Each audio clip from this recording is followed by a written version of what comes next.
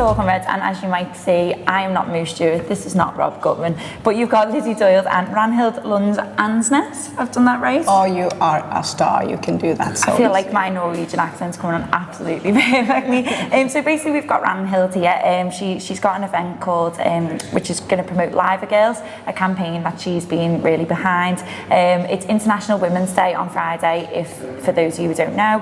And Ragnhild has been really involved in this campaign. We just wanted to get a little bit more, learn a little bit more about it. So Ragnhild, what made you come up with the campaign in the first place? Well, I've been writing books for Liverpool for 10 years, and along that way I connected with the Norwegian Supporters Club, the official branch, and we started touring together, promoting my books and building more supporter culture in Norway. And it was just amazing to see how many women that would show up on my book signings, on the supporter events we did with ex-players.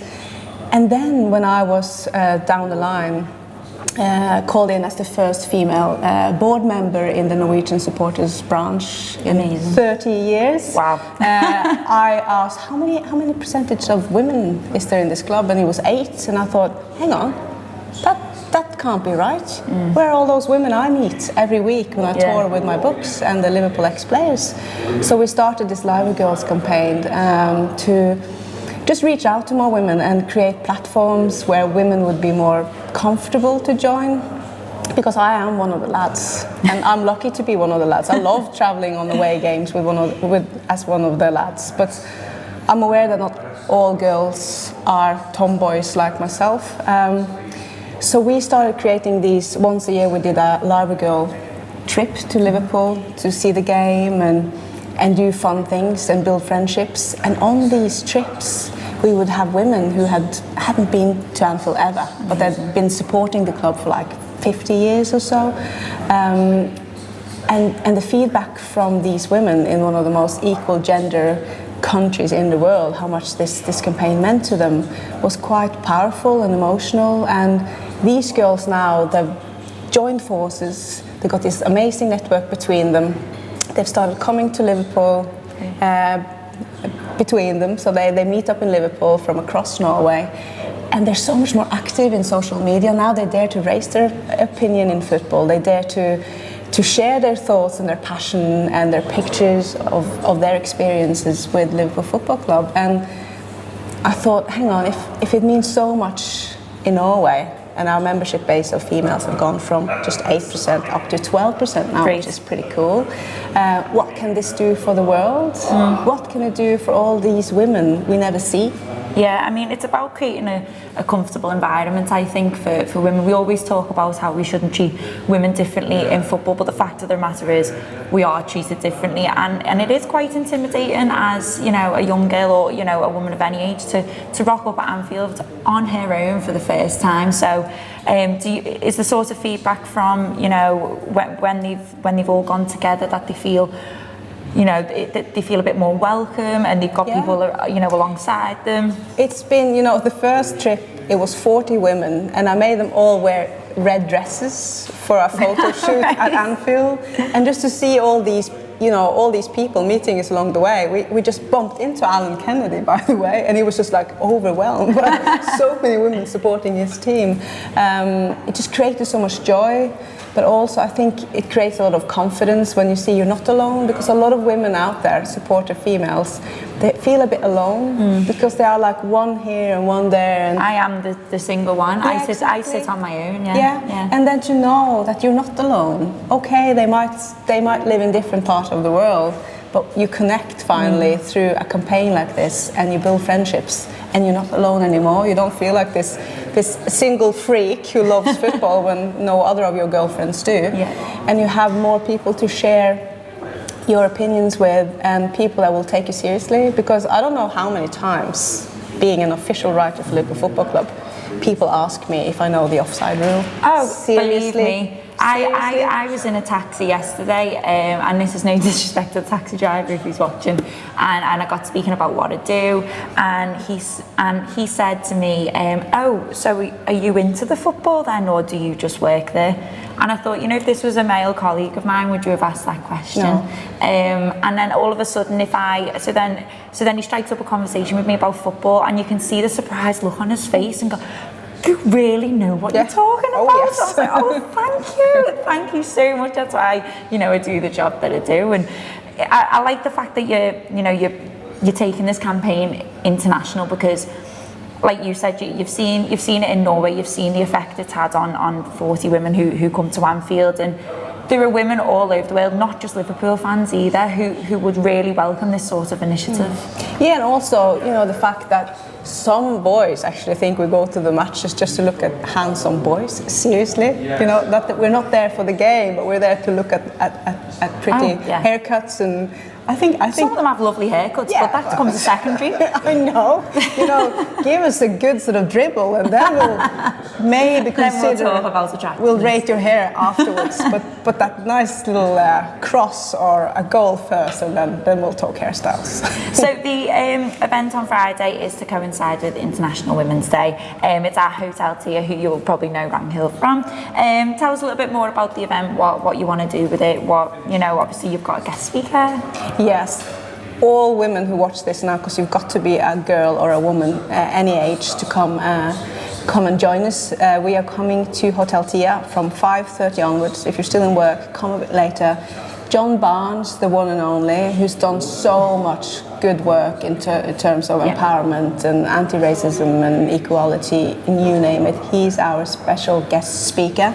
We will be serving welcoming drinks, food, we'll have some lovely girls singing, and we'll have a DJ playing only female vocals, because we are celebrating that this campaign is kicking off now, and Liverpool Football Club is in the background joining it, and will lead the way for all the other top flight international football clubs. So please come if you have time, because we'd love to see you. Come and make some new friends, come and share some ideas what we can do for you to make Liverpool Football Club the most female-friendly, coolest football club in the world. And it will be that soon. We'll come back to that a bit later with details where you can get the tickets. But as always on a Wednesday, Talking Reds is sponsored by Tokyo Time. Here's a little bit more about them. Tokyo Time are partnering us throughout this season, sponsoring Talking Reds, and we're delighted they are doing so. They are a premium headwear company based here in Liverpool, but represented throughout the world. Here's a really cool video that made the shows a little bit more about what they're about. They're supporting us this season, so make sure you support them. Perfect.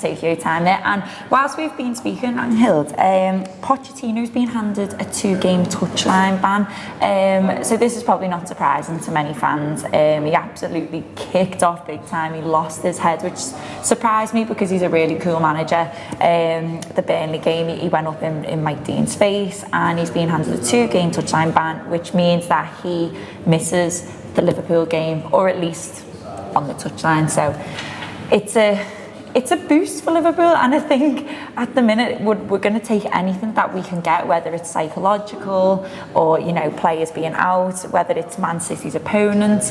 And for me, I don't know about you, but I think Spurs at home is possibly our hardest game left to play this season. Do you think Liverpool can take this as a little bit of a psychological edge going into this game?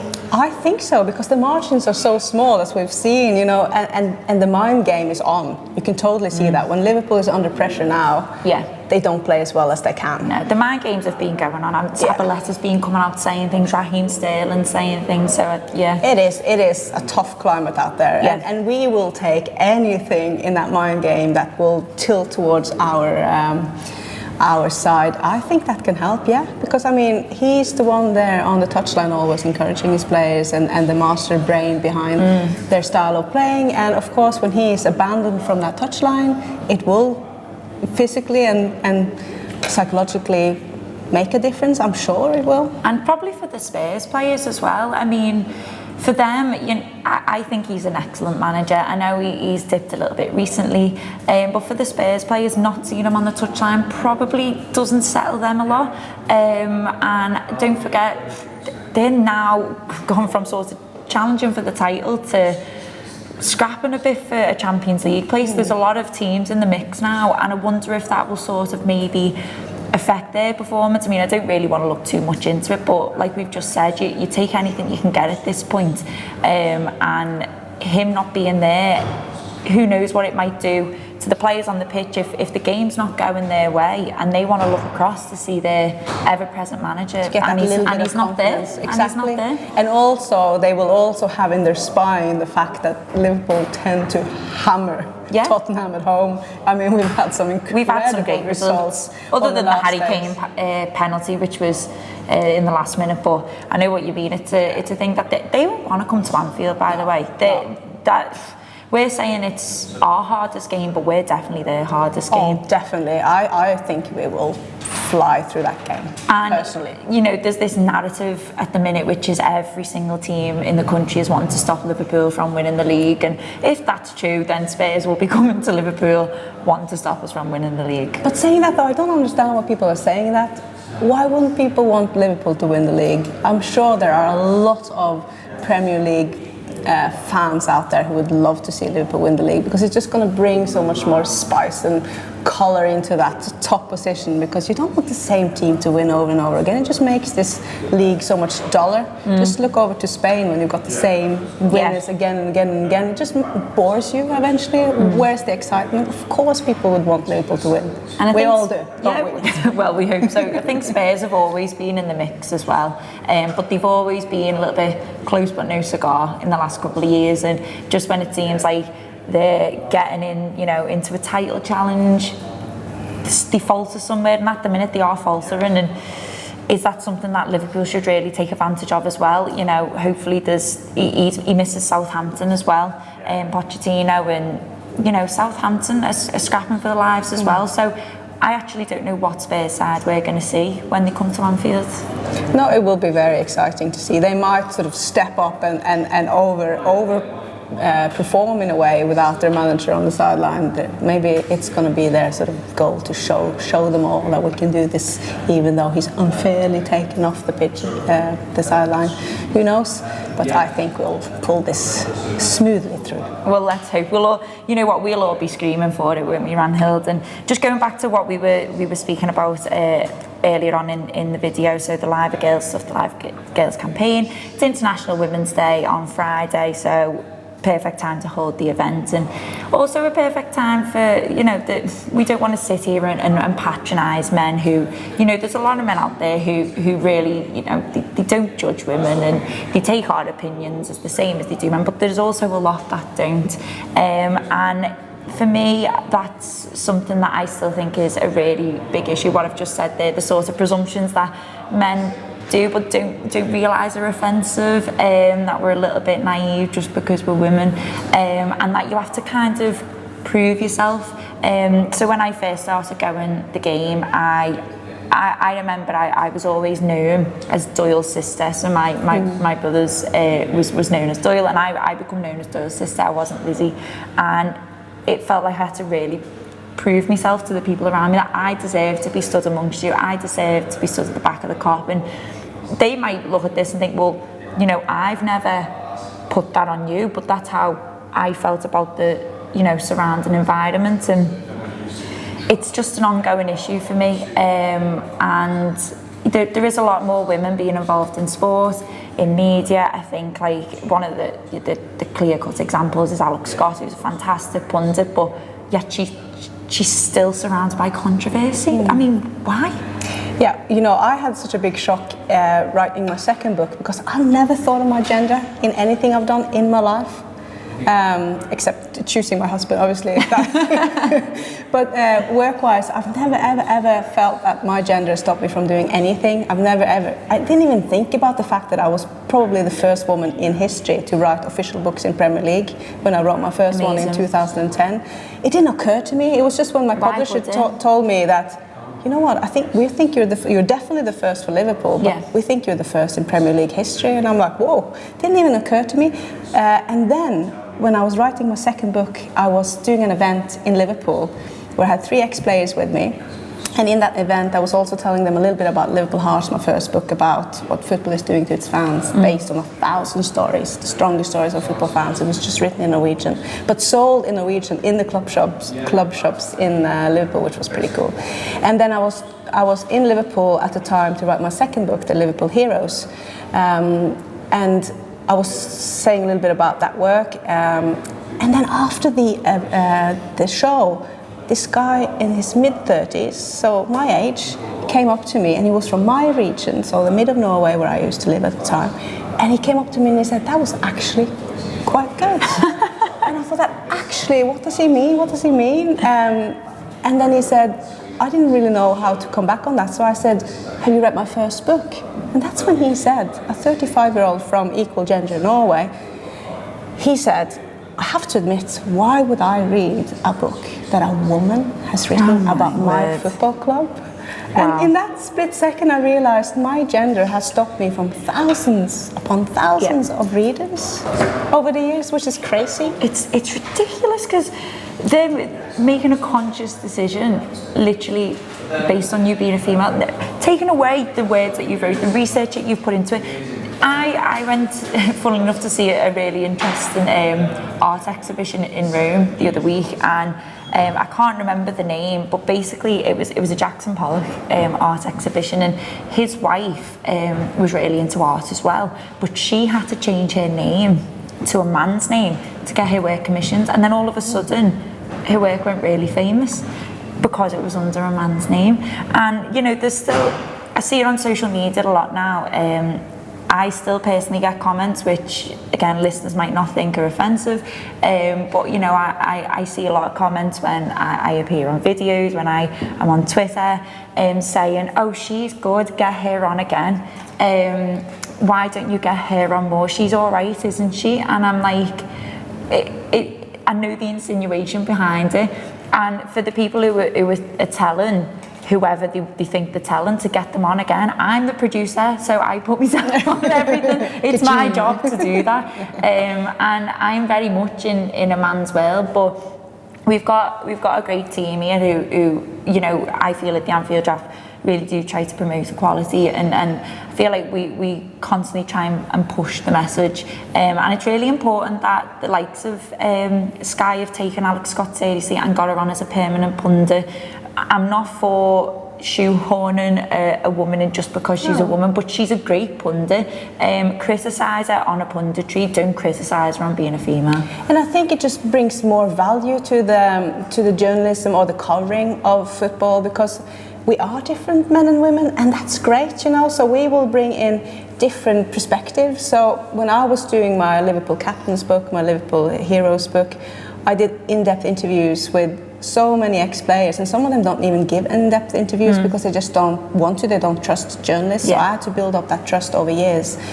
But I will never forget when I interviewed Roy Evans for the first time, and he's been one of my greatest supports ever since. I asked him some questions, and afterwards he said, and he'd been away from the limelight because he felt a bit hurt at the time from leaving Liverpool. This is quite a few years ago, by the way. And afterwards he said, you've asked me questions I haven't had in 34 years with Liverpool. This was fun, I want to support you. And that just tells me that we need more women in the industry, because you can't have everyone sort of the same. So male ex-player from the same sort of era, it's just going to be the same sort of I'm not saying, it's just a bit homogen. You need to mix it up with more perspective, more different kinds of thoughts, and I think that's why it's so important that more women come into the boardroom of the international top flight football, more women come into the coaching staff, more women come into the punditry, to the journalism, to watch the game. And we'll just have more fun. Really. It's not a men's sport, it's men's football, but it's clear as daylight. There's women love it, women enjoy it, we enjoy it, we're going to keep on enjoying it. Just before we finish, just give us a reminder again of the event on Friday, where we can buy tickets. So go into ticketsource.co.uk and search up Liver Girls and you'll find us there. We are happy to see you, but also, if you don't mind, join us on Facebook. The group is called Liver Girls International. You can also find us. We've literally just set up Instagram and Twitter accounts, so follow us there too, Liver Girls and Liver Girls International. We need to build a big fan base of girls who can connect through these social media platforms in between all the events, because we will do loads of events. So in the future now, Liverpool Football Club is coming on board and we're doing the first home game, I think it will be in September. There will be a conference with top speakers to motivate girls to step forward, and a huge dinner and a party. So more to come, Liver Girls. Fabulous. So if you want to get involved, or if you know someone that wants to get involved, make sure you do. It's this Friday at Hotel Tia. But in the meantime, thanks very much to Ragnhild and Lizzi Doyle, and that's been Touchline-Ban.